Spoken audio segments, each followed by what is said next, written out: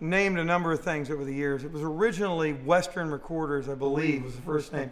When Frank Sinatra helped finance building it, it was an old... Dwight Yoakam has never been one to follow the rules. From the moment he burst onto the country music scene in the mid-1980s, Nashville didn't know what to make of him. He wore tight jeans, strummed a rockabilly guitar, and crooned with a Bakersfield twang that seemed plucked straight from Buck Owens' soul. He wasn't just a singer, he was a rebel. And now at 68, Dwight Yoakam is back in the headlines for reasons that have left fans both thrilled and heartbroken. After nearly a decade of silence, he's returned with a surprise album, a nationwide tour, and an unexpected collaboration with none other than Post Malone. But behind the headlines lies a much deeper story, one of artistic rejection, personal sacrifice, and an industry that tried to push him out. From sold-out arenas to his quiet battles behind the scenes, Dwight's journey in 2025 has reignited the fire of fans around the world, and it's all happening at a time when few expected it. This isn't just about a comeback, it's a reckoning. One man against the machine of modern country. So what exactly is going on with Dwight Yoakam right now? Why are so many people saying this might be the most emotional chapter of his life? And how did a forgotten outlaw rise once more to steal the spotlight? Let's dive into the story behind the headlines and reveal what really brought Dwight Yoakam back to center stage. For nearly 10 years, fans waited and wondered. Dwight Yoakam had seemingly faded into the background after decades of redefining country music. While legends like Garth Brooks basked in mainstream praise, Dwight took a quieter route, retreating from the spotlight with little explanation. Industry insiders whispered of his disillusionment with Nashville. He wasn't being played on radio. He wasn't being booked for award shows. Some even suggested that Dwight had given up for good. But in late 2024, everything changed. The announcement came out of nowhere.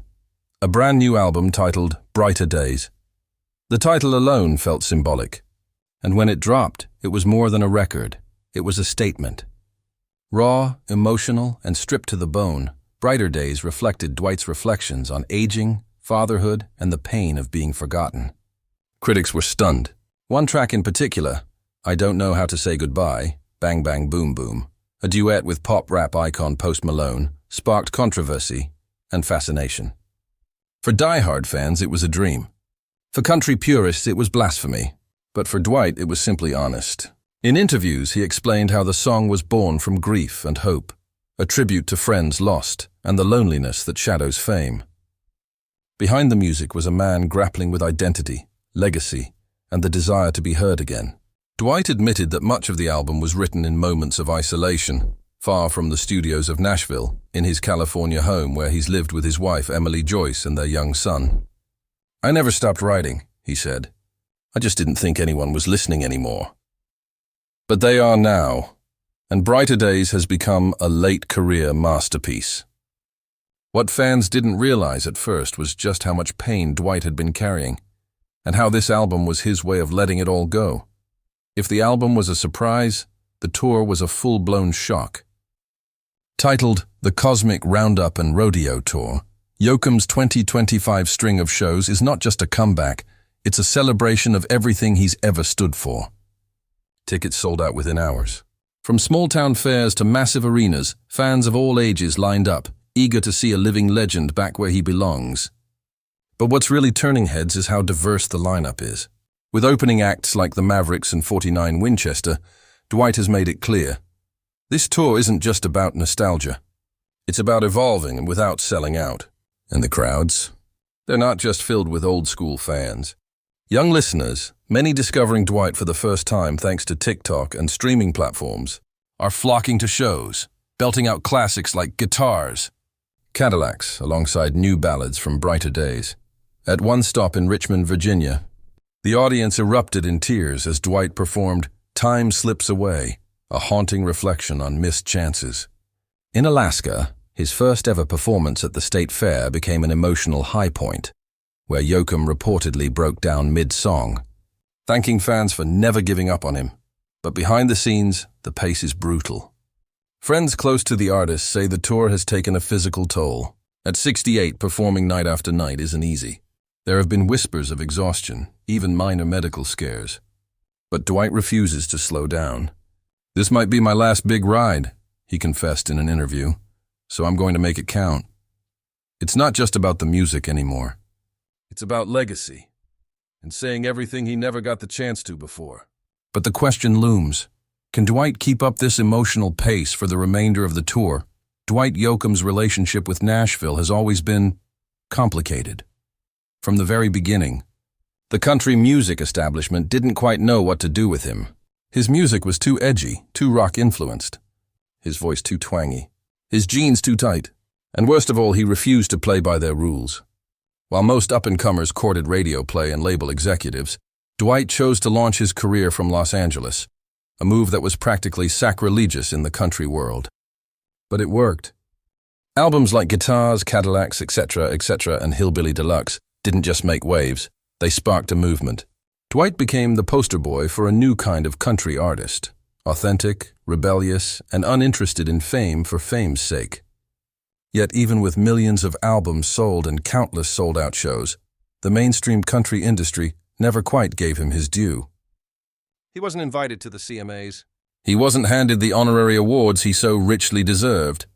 Instead, the industry moved on, chasing flashier, more radio-friendly stars. And Dwight, for the most part, let them. But now, in 2025, something remarkable has happened. The world has caught up with Dwight Yoakam. Streaming services have introduced his music to new generations. Film and TV licensing has reignited interest in his back catalog. And the rise of artists like Tyler Childers and Sturgill Simpson, who openly cite Dwight as an influence, has forced critics to reevaluate his legacy. Even Post Malone, one of the biggest artists in the world, called Dwight the real outlaw of country during a podcast appearance earlier this year. The irony? Nashville still hasn't officially embraced him, but he no longer needs them. From Austin to Anchorage, from Tokyo to London, Dwight's music is finally being recognized for what it always was: timeless. Fans now flood his social media with emotional messages, sharing stories of how songs like 1,000 Miles from Nowhere helped them through breakups, depression, and even grief. At his shows, there's a reverence, as if audiences know they're witnessing a legend the world tried to overlook. And Dwight? He's not bitter. In fact, in a recent backstage interview, he smiled and said, "I don't need statues or trophies. I just need people to feel something when I sing." But make no mistake, the pain of rejection shaped him. His lyrics are laced with the ache of exclusion. You can hear it in every note. And now, with the world finally listening, Dwight Yoakam is being embraced, not by the industry that once turned its back on him, but by millions who see through the glitz and recognize the grit. He didn't wait for the door to open. He built his own. And now, Nashville's forgotten outlaw has become one of country music's most unforgettable beneath the bright lights, behind the roaring applause. And far from the headlines, there's a quieter, more intimate reason why Dwight Yoakam has returned now, in this moment, at this age. And it has nothing to do with music charts, awards, or legacy. It has everything to do with love and time. In 2020, Dwight married his longtime fiancée, photographer Emily Joyce. Just a few months later, they welcomed their first child, a son. To most fans, this news came as a surprise. For decades, Dwight had been fiercely private, almost reclusive when it came to his personal life. But fatherhood changed everything. "When you hold that little baby," Dwight said in a rare interview, "you start asking yourself some hard questions. What am I leaving behind? What will he remember me for?" Suddenly, the cowboy hat and the guitar weren't just props on a stage. They were symbols of a life he wanted his son to understand. And so the writing began again, quietly, late at night, with a baby monitor humming in the background. These weren't songs written for radio play. They were love letters, to a child, to a wife, to a life he thought might have passed him by. That's why Brighter Days feels so different. It's not a comeback album. It's a confession. And that's why he launched the 2025 tour. Not for the money, not even for the fans, but to show his son what it looks like when a man stands tall in his truth. There's an unspoken urgency in Dwight's recent performances. He's not just entertaining. He's preserving something. A voice, a message, a memory. He knows he's in the final chapter of his career, and perhaps his life. But instead of fading quietly, he's using this time to speak louder than ever. In one emotional moment during a show in Denver, Dwight paused mid-set and said softly, "If this is the last time I get to stand on this stage, then I want you to know. You've made my life matter." The crowd went silent. Some wept. This wasn't just a concert. It was a goodbye cloaked in gratitude. And yet it doesn't feel like the end. If anything, it feels like a rebirth, not of the artist, but of the man behind the legend. Dwight Yoakam didn't come back for fame. He came back to pass something down. To his child, to his audience, to the music itself. And maybe that's why this moment is hitting people so hard. Because in an industry built on image, Dwight is giving us something real, something rare. At 68, he's finally letting us see the man behind the hat. And what we're seeing is beautiful. So as the headlines swirl and the tour rolls on, one thing is clear. Dwight Yoakam didn't return because he had to. He returned because he had something left to say, and someone worth saying it for.